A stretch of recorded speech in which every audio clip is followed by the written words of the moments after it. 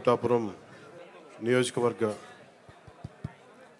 పెద్దలకి, ప్రజలకి,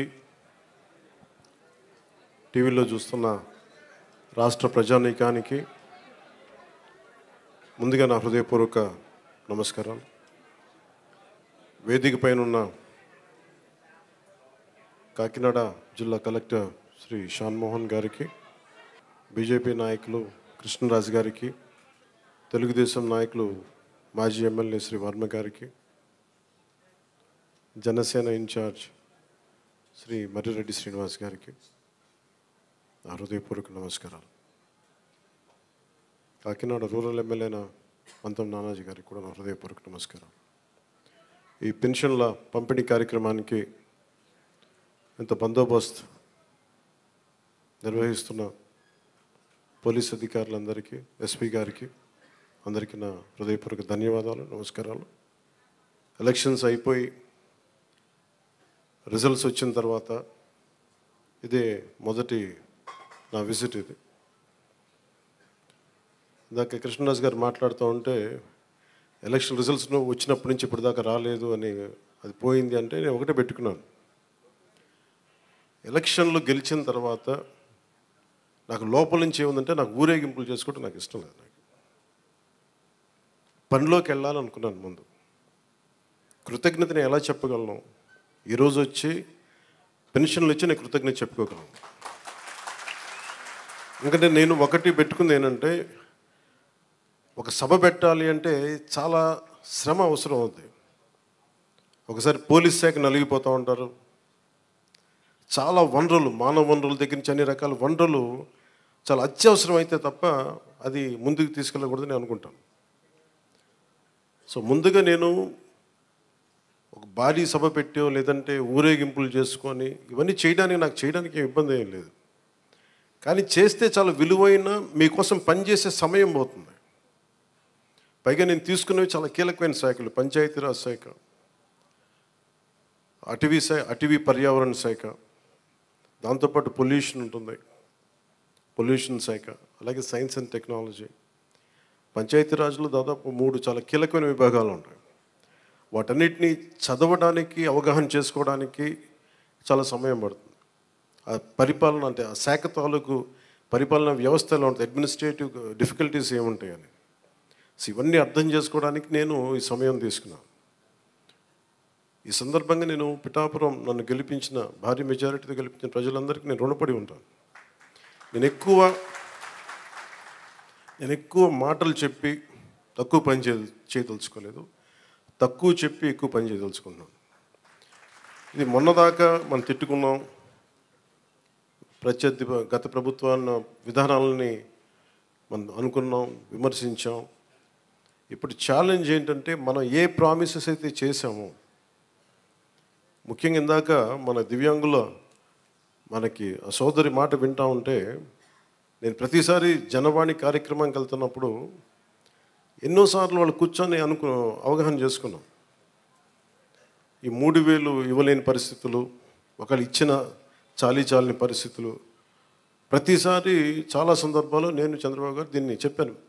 ఈ అత్యంత వెనకబడ్డ, నిర్లక్ష్యానికి గురి కాబట్టి ఎవరు ఉన్నారంటే దివ్యాంగులే ఈ మన భారతదేశ సమాజం ముందుగా మనం పెట్టుకోవాల్సింది. ఆ క్రమంలో ముందుగా ఈరోజు మేము మాట్లాడుకున్నప్పుడు చాలాసార్లు చెప్పాను ఇట్లాంటివి ఉండాలి అని. అలాగే స్కిల్ డెవలప్మెంట్, ఇలాంటి మీరు చూస్తే మొదటి ఈ పెన్షన్లో పెంచిన విధానం. గత ప్రభుత్వం మాట్లాడుతున్నప్పుడు ఇందా కృష్ణరాజు గారు మాట్లాడుతా, మేము వస్తే ఈ పెన్షన్ విధానాన్ని రద్దు చేస్తారు, మేము దానికి కొన్ని ఇంతలు పెంచి ఇచ్చాను తప్ప తగ్గించలేదు. ఇది చాలా ఛాలెంజింగ్, అది కూడా చెప్తున్నాను మీకు. మనకి ఏదైతే ఇవ్వాలో వెల్ఫేర్ స్కీమ్స్ ఇవ్వాలి, ఖచ్చితంగా వెల్ఫేర్ స్కీమ్ చాలా ఎసెన్షియల్. కానీ దాంతోపాటు అభివృద్ధి కూడా కావాలి. ఈరోజు నేను పంచాయతీరాజ్ శాఖ లెక్కలు చూస్తూ ఉంటే అసలు అడ్డగోలుగా నిధుల్ని అటు ఎటులిపినే తెలియట్లేదు. మీరే చూశారు, ఒక చిన్నపాటి కాలువకి ఒక మండలానికి కావాల్సిన డబ్బులు ఒక 15 కోట్లు 10 కోట్లు, ఏది ఒక చిన్నపాటి మినీ రిజర్వాయర్ అవసరం ఏదైనా ఉంది, లేదంటే మనకి చిన్న కాలువల మరమ్మతులు కానీ వాళ్ళ ప్రయారిటీ, వాళ్ళు మంచిగా చెడ ఇవన్నీ పక్కన పెడితే వాళ్ళ ప్రయారిటీ 600 కోట్లు పెట్టి ఋషికొండలో ప్యాలెస్ కట్టుకున్నారు. అదే 600 కోట్లు ఈ పాటికి మనకి మనకి ఇక్కడ కనుక పెట్టుంటే ఒక జిల్లా అభివృద్ధి అయిపోయింది. సో మేము తీసుకున్న ప్రయారిటీ అది. హంగులకి ఆర్భాటాలకి కాకుండా, నేను ఈ రోజున పంచాయతీరాజ్ వ్యవస్థ నేను నడిపే వ్యక్తిగా చెప్తున్నాను మీకు, ఇందులో నా సైడ్ నుంచి కరప్షన్ ఉండదు, నేను మీకు మాటిస్తున్నాను. పర్యావరణ శాఖ సంబంధించి దాన్ని బలోపేతం చేస్తాం. అకౌంటబిలిటీ, ఎన్విరాన్మెంటల్ ఆడిట్ పట్టుకొస్తున్నాం. ఏ కాలుష్యం ఎందుకు ఉంది, దానికి పారిశ్రామికవేత్తలు ఏం చేస్తారు, ఇబ్బంది పెట్టి భయపెట్టేది కాదు, కానీ వారి బాధ్యత కూడా గుర్తించేలా దానికి ఒక బలమైన ప్రయత్నం చేస్తాం. అలాగే పంచాయతీరాజ్ శాఖలో చూస్తే జల్ జీవన్ మిషన్ ప్రతి ఇంటికి రక్షిత మంచినీరు. మన పిఠాపురం సమస్య కాకుండా మనం కూర్చోబెట్టి ఈ మధ్యన ఈ కొల్లేరు కైకలూరు నియోజకవర్గం గురించి చూస్తే 80% అన్ని చేపల చెరువులు ఉన్నాయి, తాగడానికి నీళ్ళు లేవు. గోదావరి పారుతూ ఉంది, మన గోదావరి జిల్లాలో గోదావరి నది పారుతూ ఉంది, కానీ తాగడానికి ఇబ్బంది పడిపోతూ ఉన్నాం. మన పిఠాపురం చూస్తే వెళ్తే ఎక్కడ చూసినా ఉప్పాడ, మనకి కొత్తపల్లి ఉప్పాడ ప్రాంతం, మిగతా ప్రాంతాలకు వెళ్తే తాగడానికి మనకు నీళ్ళు లేవు. కేంద్రం నుంచి ఎన్ని నిధులు ఉన్నాయంటే జల జీవన్ మిషన్కి అసలు నిధులకి కొరత లేదు, మనం అడగాలి తప్ప. ఎందుకు చేయలేకపోయారు అంటే దానికి అర్థం కాలేదు నాకు. పంచాయతీరాజ్ అధికారులు చెప్పింది, కేంద్ర జల జీవన్ మిషన్కి ప్రతి ఇంటికి రక్షిత మంచినీటికి మీరు డబ్బులు అడగాలే కానీ ఇస్తారు. ఒకసారి కొన్ని పథకాలు కేంద్రం ఇచ్చేది 70% ఉంటుంది, 90% ఉంటుంది. దీనికైతే చాలా మ్యాక్సిమం ఉంది. దీనికి నాకు ఎగ్జాక్ట్ ఫిగర్ గుర్తులేదు, 90, 70 అని. అంటే మ్యాచింగ్ గ్రాంట్ ఇవ్వలేని పరిస్థితిలో ఉంది. మ్యాచింగ్ గ్రాంట్ కొన్ని చోట్ల 40 కోట్లు ఉంది, 50 కోట్లు ఉంది. 40, 50 కోట్లు 200, 300 కోట్లు చేస్తే మనకి కేంద్రం నుంచి 1000 కోట్లు వచ్చేస్తాయి. అంత మ్యాచింగ్ గ్రాంట్ కూడా ఇవ్వలేని పరిస్థితిలో, మ్యాచింగ్ గ్రాంట్ ఇవ్వలేకపోయారు, కానీ ఋషికొండలో ఇల్లు కట్టుకున్నారు. వీళ్ళు బూడిదలో పోసిన పన్నీరు, అది బాధేస్తుంది. అంత విలాసవంతమైన భవనం, ఓకే, వాళ్ళు అనుకున్నట్టుగా నేను వాళ్ళ ఆ వాదనకి నేను సరే అంటున్నాను, ఓకే, మీరు అన్నట్టుగానే అది కూర్చోబెట్టి ఎవరైనా విఐపీస్ వస్తే ఉండటానికి అంత అవసరమా ప్రస్తుతం? నాకే క్యాంప్ ఆఫీస్ ఇస్తే నన్ను అడుగుతూ ఉన్నారు, ఏం చేయమంటారు మరమ్మతులు అంటే, ఏం చేయగలరు అలా ఉంచండి అన్నాను. కొత్త ఫర్నిచర్ ఏం కొనకండి, నేను తెచ్చుకుంటాను అవసరమైతే. అలాగే మన సెక్రటేరియట్ నుంచి స్టాఫ్ వచ్చారు, మీకు ఈ మధ్యన అసెంబ్లీకి వచ్చారు కదా, మీకు జీతం ఈ 3-4 రోజులు కలిపి మీకు 35,000 వస్తుంది మీకు అని. నేను సంతకాలు పెట్టి మనస్కరించలే. నేనేమనుకున్నాను, జీతం తీసుకొని పని చేద్దాం అనుకుంటే, యాక్చువల్గా లోపలికి వెళ్ళి పంచాయతీ నిధులను చూస్తూ ఉంటే డబ్బులు లేవు పంచాయతీ శాఖలో. ఎన్ని వేల కోట్లు అప్పులు ఉన్నాయో తెలియట్లా. ఒక్కొక్క హెడ్ తవ్వే కొద్దీ, అంటే ఒక్కొక్క దానికి ఏ హెడ్ కింద ఎంత ఖర్చు అవసరం ఉంది తవ్వే కొద్దీ అసలు అనంతంగా లోపలికి వెళ్తానే ఉంది. మాకు ఒకటే అనిపించింది, ఇవన్నీ కరెక్ట్ చేయాలి. ఇవన్నీ ఇంత అప్పుల్లో మనకి పంచాయతీరాజ్ శాఖ ఉన్నప్పుడు నాలంటూ డబ్బులు తీసుకోవటం చాలా తప్పు అనిపించింది. అందుకని వాళ్ళకి చెప్పి, నేను జీతాన్ని వదిలేస్తున్నాను, నా జీతాలు ఏం వద్దు, కానీ నా దేశం కోసం, మా నేల కోసం పని చేస్తాను. ఎందుకంటే ఇది పరిస్థితుల్లో, మేము ఇచ్చే పరిస్థితుల్లో ఉండాలి మనందరం. అలాగే ప్రతి గవర్నమెంట్ ఉద్యోగులకు సంబంధించి కానీ, పోలీస్ శాఖకు సంబంధించి కానీ, వాళ్ళు టీఏలు, డిఏలు, రిక్రూట్మెంట్, ఇవన్నీ చాలా కష్టసాధ్యమైన సమస్యలు. ఇవన్నీ చెయ్యాలి, యాక్చువల్ బాధ్యత ప్రభుత్వాలకి.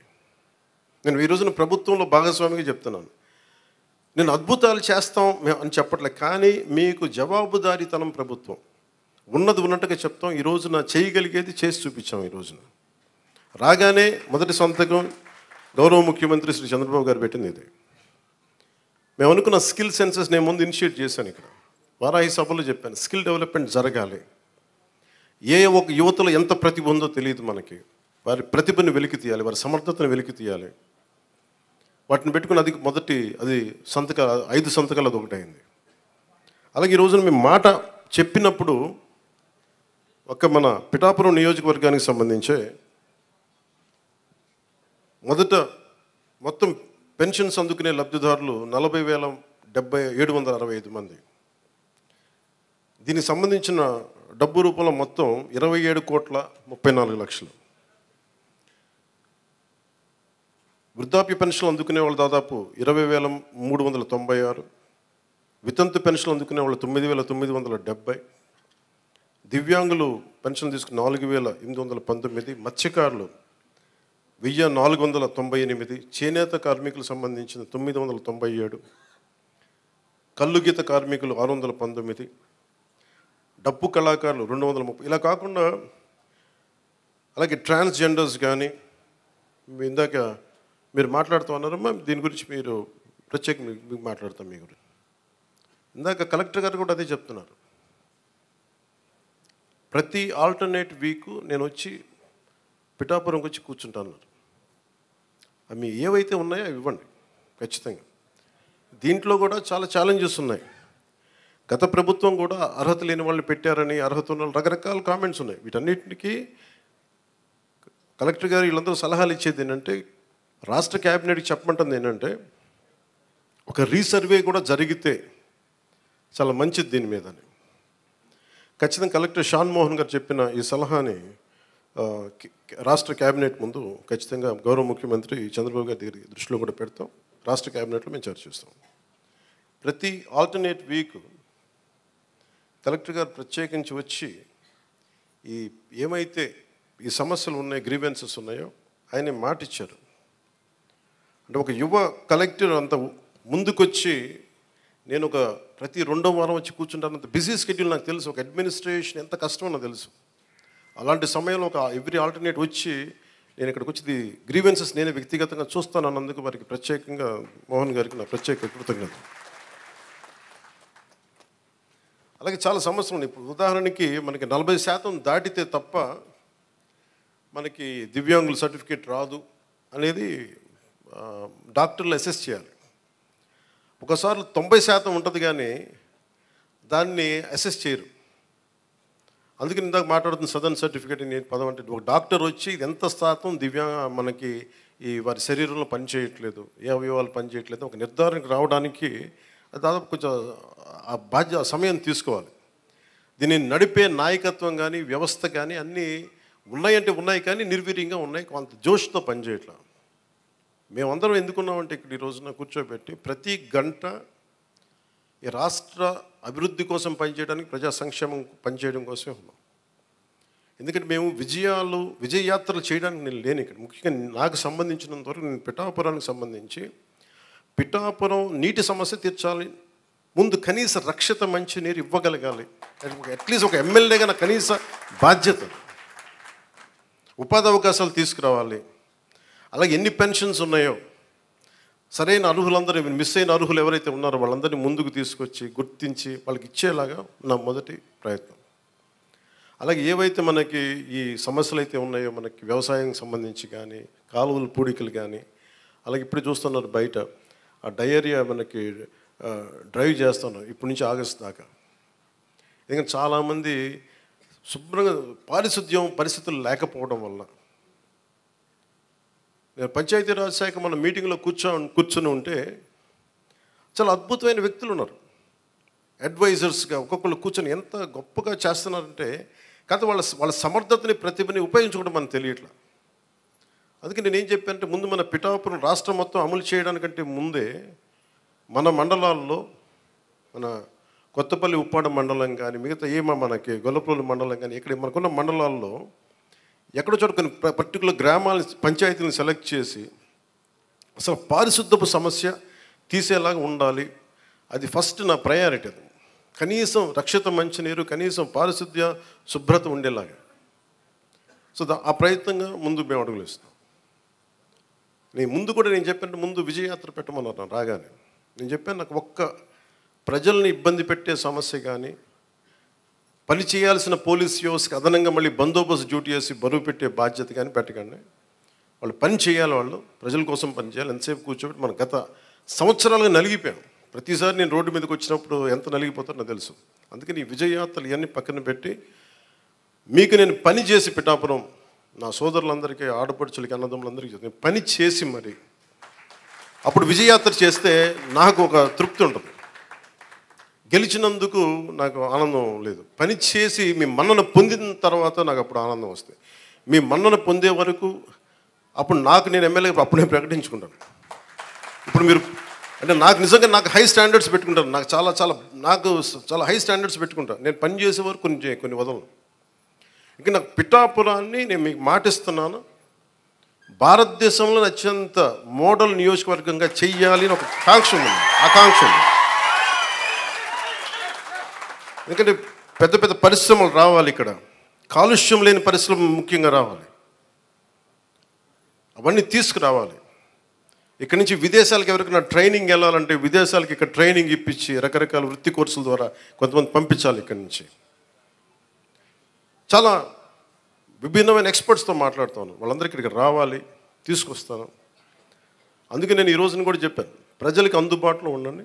నా ఆఫీసు కూడా చెప్పాను, ముందు నా సేఫ్టీ కోసం పోలీస్ మన సెక్యూరిటీ నామ్స్ ప్రకారం కంచె అవన్నీ తీసేసి ఉంచనివ్వండి, కానీ బట్ ప్రజల దగ్గరికి వచ్చేటప్పుడు మటుకు జస్ట్ ఎలాంటి అడ్డులు లేకుండా చూడండి. ఇదివరకు నేను జనవాణి కార్యక్రమం ఎలా చేశానో నాకు అంతే జనం అట్లాగే ఉండాలి. ఒకేసారి మీద పడితే కష్టం అవుతుంది, అంతమించి తప్ప నేను ఎప్పుడు మీకు అదే అందుబాటులో ఉంటాను, అలాగే ఉంటాను. అయితే నేను రాష్ట్రం మొత్తం చూడాలి కాబట్టి నాకు నేను మిమ్మల్ని కోరుకునేది ఏంటంటే, నా స్టాఫ్ ఉన్నారు, స్థానికంగా మన తెలుగుదేశం ఇన్ఛార్జ్ వర్మ గారు ఉన్నారు, కృష్ణరాజు గారు ఉన్నారు. ఇది ఒక్క పార్టీ ప్రభుత్వం కాదు, గుర్తుపెట్టుకుంది, కూటమి ప్రభుత్వం, ఎన్డీఏ కూటమి ప్రభుత్వం. తెలుగుదేశం లీడ్ పార్ట్నర్గా జనసేన, భారతీయ జనతా పార్టీ కలిసి ఉన్న ఎన్డీఏ కూటమి ప్రభుత్వం. చంద్రబాబు గారి అపారమైన అనుభవం ఈ రాష్ట్రానికి చాలా అవసరం, నేను చాలా ప్రత్యేకించి చెప్పాను.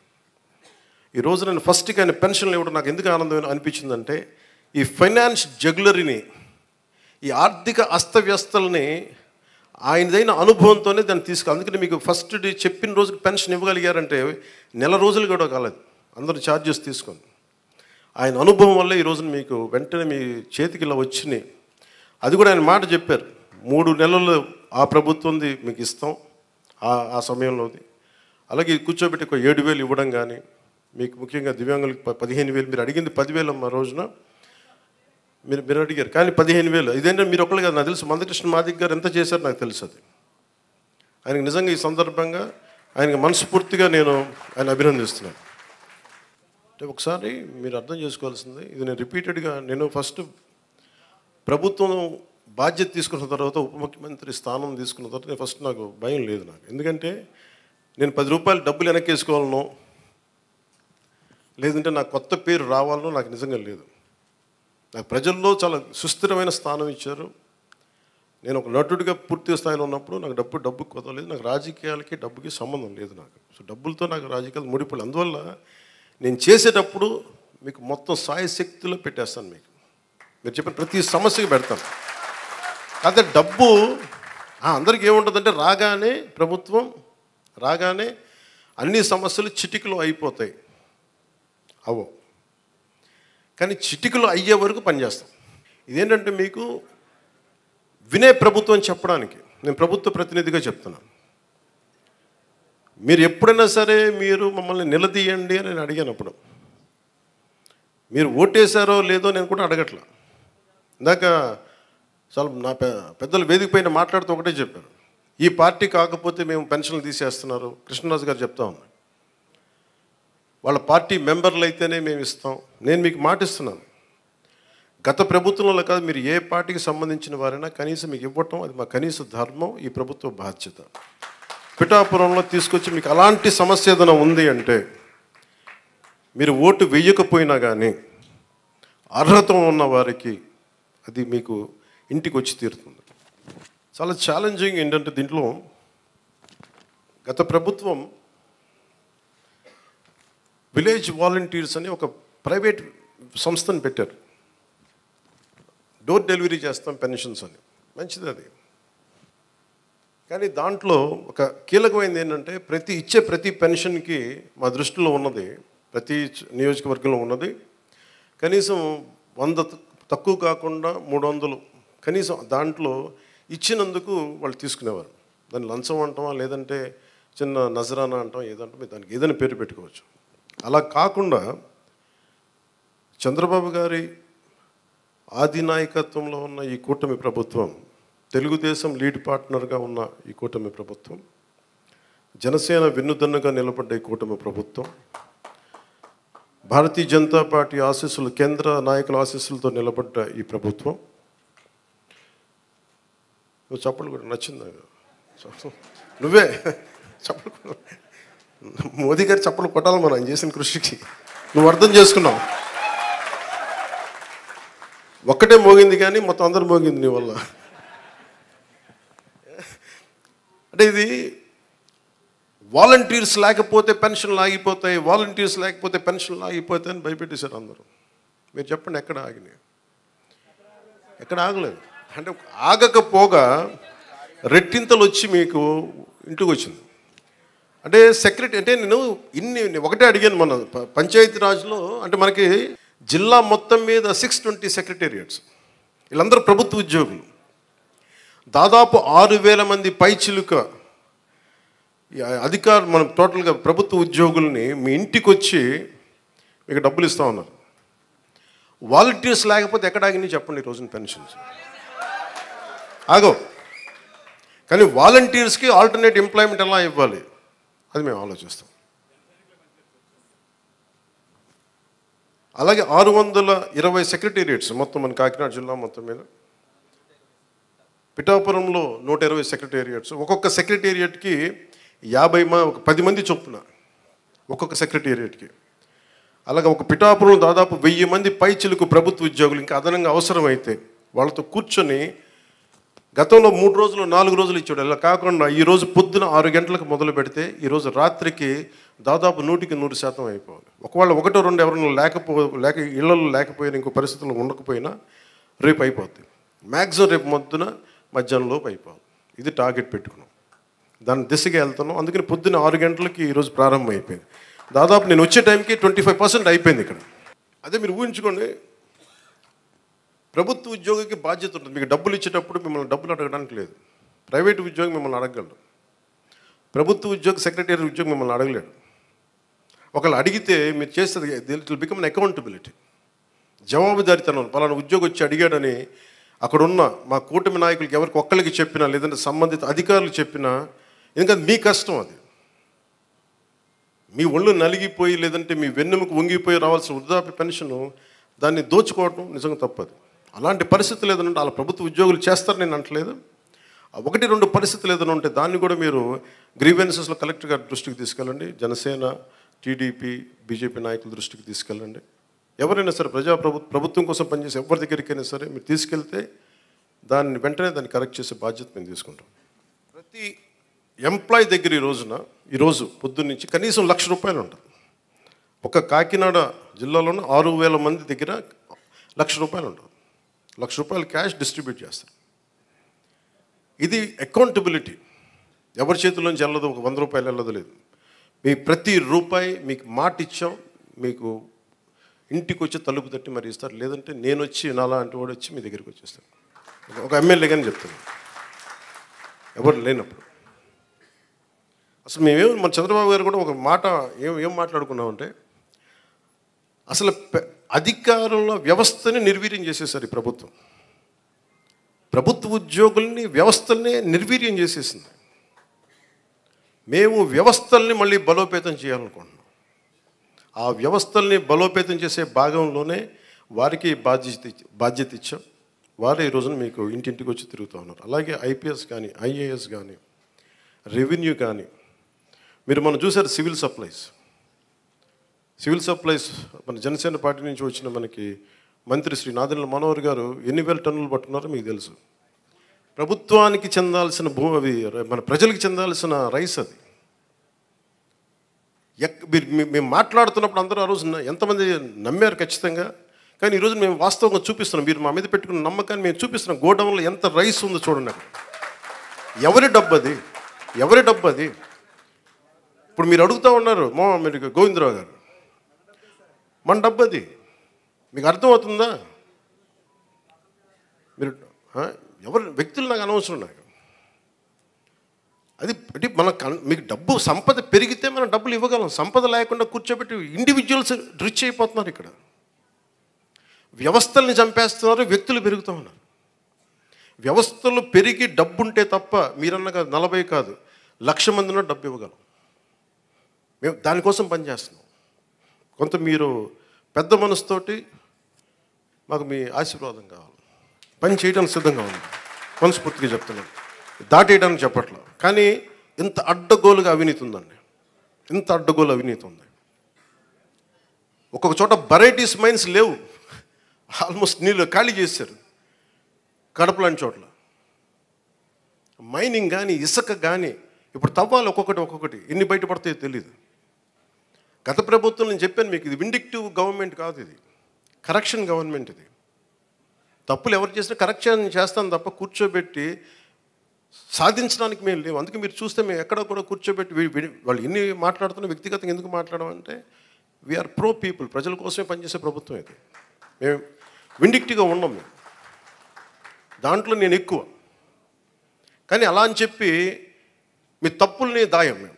ఇప్పుడు మీరు రైస్ దాచేసారు మీరు అక్కడ మీ గోడౌన్లో, దాన్ని బయటికి తీస్తాం. దానికి సంబంధించిన వ్యక్తులు మీరు తప్పు చేస్తే దాన్ని భరించండి. మరి దాంట్లో మేము there is no compromise.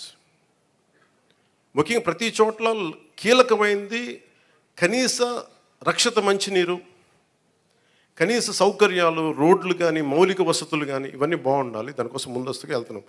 Cabinet మీటింగ్లో మాట్లాడుతుంది ఏంటంటే రోడ్లు వేయాలి. ఫస్ట్ రోడ్లు వేయాలంటే డబ్బులు ఎక్కడ ఉన్నాయి, డబ్బులు ఎక్కడి నుంచి తీయాలి? ఈ ప్రతి కనిపించిన ప్రతి చోట ఆమె తీసేసుకున్న డబ్బులు.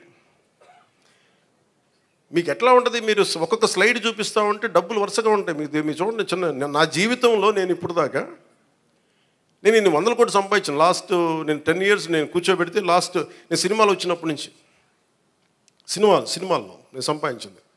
అలాంటి నేను నా ఆడిటర్ ఏదైనా చెప్తే నేను ఆ లెక్కలు చూపించేవాడు. నాకు ఈ లెక్కలు ఇట్లా ఉంటాయి, ఇవి ఉంటాయి, మీకు ఏమంటారు, ఈ హెడ్ కింద ఇంత ఖర్చు అయింది, దీనికి ఇంత ట్యాక్స్ కట్టింది అంటే నా తలపోటు వచ్చేసేది. ట్యాక్స్ ఎంత కట్టాలో చెప్పండి అనేవాడు. నా అకౌంట్స్ ఇప్పుడు దాకా నా ఇన్ని లెక్క నా ఆడిట్తో కూర్చున్నదే నా అకౌంట్లో చూసుకుంది గంటన్నర ఉంటుంది, 2 గంటలు ఉంటాయి మ్యాక్సిమం. ఏది నేను చెప్పి లాస్ట్ 20 years నుంచి నేను అడిగి ఒకటే ప్రశ్న, ఎంత ట్యాక్స్ కట్టాలి, కట్టేయండి, ఇచ్చేయండి. కానీ ప్రజల డబ్బుకు వచ్చేటప్పటికి నేను మొత్తం కూర్చున్నాను. 4 గంటలు ఒక్కొక్క సెషన్లో కూర్చుంటే ఇక్కడ 3,000 కోట్లు పోయింది, ఇక్కడ 400 కోట్లు. అంటే ఆ ఫిగర్లు నేను ఆడిటర్ కాదు, గుర్తుపెట్టుకుని నేను ఆడిటర్ కాదు నేను. అలా కాదు, వాళ్ళు ఏంటంటే ఇష్టారాజ్యంగా పనులు అవ్వలా. నేను అడిగాను రోడ్లు వేసారా ఇక్కడ అన్నాను. రోడ్లు వేసారా, మనం కరెక్ట్ చేసుకోవాలి. మన స్టేట్మెంట్ స్లోగన్ కంటే కూడా తప్పులు ఎక్కడ జరిగినాయి, తప్పులు భవిష్యత్తులో ఎలా జరగకూడదు, మనం ఎలా చేయకుండా ఉండాలి, దీని మీద పెట్టింది.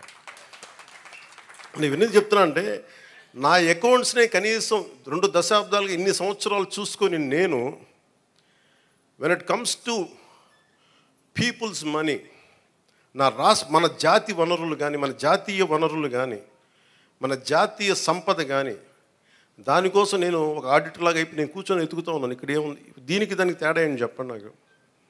ఈ 100 కోట్లు ఎటు వెళ్ళింది, ఈ మార్కెట్ యార్డ్ నుంచి ఎందుకు డబ్బులు తీసుకున్నారు, దీనికి ఏంటి, ఇట్లా అడుగుతుంటే పాప అధికారులు కూడా ఇబ్బంది పడతాం. నాకు అర్థమవుతుంది. నేను చెప్పాను అసలు మిమ్మల్ని సాధించడానికి కాదండి, మన ప్రజలకి రేపొద్దున అసెంబ్లీలో నన్ను అడిగినా కానీ, రేపొద్దున ఎక్కువ నేను పబ్లిక్ మీటింగ్స్ చెప్పినా కానీ నేను మీకు అకౌంటబిలిటీ అని చెప్పాను, మీకు అదే అకౌంటబిలిటీ అని తీసుకొస్తున్నాను. పంచాయతీ రాజ్ శాఖ నేను చెప్తున్నాను, పంచాయతీ రాజ్ శాఖ మొత్తం రూరల్ 70% రాష్ట్రంలో పంచాయతీ శాఖ పరిధిలోనే ఉంటాయని పిఆర్ మినిస్ట్రీలో. నా కోరిక ఏంటంటే ఈ 5 సంవత్సరాల్లో మనం 100% ఎలా కొట్టామో, స్ట్రైకింగ్ 21 out of 21 ఎలా కొట్టామో, అలాగా రక్షిత మంచినీరు అసలు లేని గ్రామం లేదు అని అనిపించుకోవాలి నా కోరిక. అది ఎంత సాధ్యపడద్ది అనేది నిధులు, నా విల్లో పవర్, నా విల్లో శక్తి ఉంది, నా సంకల్పంలో శక్తి ఉంది, వనరులు, బడ్జెట్, మిగతా వాళ్ళందరూ కలిసి వచ్చే విధానాన్ని బట్టి అసలు రక్షిత మంచినీరు లేకుండా ఒక గ్రామం లేదు, అది అనిపించుకోవాలి. అలాగే ఎక్కడో మారుమూలన అరకులో ఇంకా డోలీలు కట్టుకొని గర్భిణీ స్త్రీలను తీసుకొస్తారు, అది పోవాలి. నా కోరిక ఏంటంటే నేను మన పోరాట యాత్ర అప్పుడు నేను అరకు తిరిగాను. నేను అరకుకి వెళ్ళి ప్రతి కుగ్రామం తిరగాలి, అక్కడ నేను వారి కష్ట నష్టాలు చూడాలి. నాకు ఇంత అపూర్వమైన మ్యాండేట్ ఇచ్చారు ప్రజలు, పిఠాపురం ప్రజలకి. నేను ఎందుకు ఇంత రుణపడి, నిజంగా చెప్పాలంటే నాకు ముఖ్యమంత్రి స్థానం మీద కానీ, ఉప ముఖ్యమంత్రి మీద స్థానం కానీ నాకు నిజంగా నేను ఏమనుకోలే. కష్టాలు ఉన్నప్పుడు పనిచేసే వ్యక్తిగా ఉంటే చాలు, నేను అలాంటి అవ్వాలి అనుకున్నాను. నేను దానికోసం ప్రయత్నం చేశాను. నేను పదవుల కోసం నాకు నిజంగా తెలియదు. కానీ ఈ రోజున నాకు ఈ స్థానంలో కూర్చోబెట్టారు. ఈ స్థానానికి మీరు వేసిన ప్రతి ఒక్క ఓటర్కి, ప్రతి ఒక్కరికి కూడా మీ ఓటుకి సరైన వ్యక్తులకి వేసాం, సరైన కూటమికి వేసామని మీరు గర్వపడేలాగా ఉంటుంది మేము చేసే పాలన. ఒక్కళ్ళు ఇప్పుడు ఆ బిడ్డ, నీ పేరేనా? నీ పేరు నేట్రా పైకి రా. ఏం పేరు నీ పేరు? ఏం పేరు నీ పేరు? నేను చాలాసార్లు నా గొల్లపురంకి వచ్చినప్పుడు కూడా చిన్నపిల్లలు దొరుకుతారు ఏంటో మంది. అంటే మోడీ గారి గురించి చెప్పినప్పుడు ఛత్రికి ఏం అర్థమైంది తెలియదు కానీ చప్పడు కొట్టాడు ఛత్రి. నాకు నిజంగా అనిపిస్తాయి, ఈ బిడ్డల భవిష్యత్తు కోసం కాకపోతే ఏం చేస్తాం? ఇప్పుడు నేను రక్షిత మంచినీరు వీళ్ళకి ఇవ్వగలిగేది ఏముంది? కనీసం తాగడానికి మంచి నీళ్ళు ఇవ్వగలగాలి, మంచి చదువు చెప్పించగలగాలి వీళ్ళకి. ఏం చేయగలం వీళ్ళకి? కనీసం వాళ్ళ అవసరాలకు కానీ, వాళ్ళు చదువుకోవడానికి కానీ, హాస్పిటల్స్ కానీ, వైద్యం ఏదైనా ఇబ్బంది వస్తే హాస్పిటల్స్ కానీ, చదువుకోవడానికి బడి కానీ. నేను చెప్తాను 2047 చంద్రబాబు గారు మేము ఇదే అనుకుంటున్నాం. చంద్రబాబు గారు ఇదే చెప్తా ఉన్నారు, అద్భుతంగా రాణించాలి, భారతదేశం should become number 1 in the world అని. మోడీ గారి కోరిక అదే. ఆ కోరిక నెరవేర్చాలంటే మనం ఈ తరం కోసం పనిచేయాలి. నేను ఓట్ల కోసం ఇక్కడ తీసుకురాలా, వీళ్ళ గుండెలు చేసి చెప్తున్నా, వీళ్ళకి భరోసా ఇవ్వడానికి వచ్చాను, మేము ఉన్నాం. నా బిడ్డల కోసం నేను ఎంత తపన పడుతున్నా నాకు తెలియదు, కానీ అందరూ నా బిడ్డలే అనిపిస్తారు నాకు. ఈ బిడ్డల కోసం నాకు అనిపిస్తుంది, ఈ బిడ్డల కోసం. ఇక్కడ మీకు మాట ఇస్తున్నా, నేను ఒక తరం కోసం కాదు, 2 తరాల కోసం పనిచేయాలి. వాటి కోసం పనిచేస్తాను తెలియజేసుకుంటూ మీ అందరికీ మరోమారు, అధికార యంత్రాంగానికి, ఆర్డీఓలందరికీ, వేదిక పైన ఉన్న అధికారులందరికీ, ఇక్కడున్న భారతీయ జనతా పార్టీ నాయకులందరికీ, తెలుగుదేశం నాయకులందరికీ, అలాగే ముఖ్యంగా జనసేన నాయకులకి మీరు చేసిన కష్టం నేను మర్చిపోలేను. నేను ఇప్పుడు ప్రారంభించాను, ఇల్లు వెతుకుతున్నాను, ఇక్కడ నా సొంత స్థలం వెతుకుతున్నాను.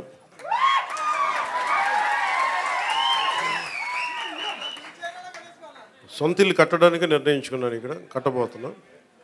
సో మీ అందరి ఆశీర్వాదాలు కావాలి, మీకు ఎప్పుడు అందుబాటులో ఉంటాను తెలియజేసుకుని సెలవు తీసుకున్నాను. ఇక్కడున్న మీడియా సోదరులందరికీ ప్రత్యేక ధన్యవాదాలు తెలుపుకుంటూ సెలవు తీసుకున్నాను.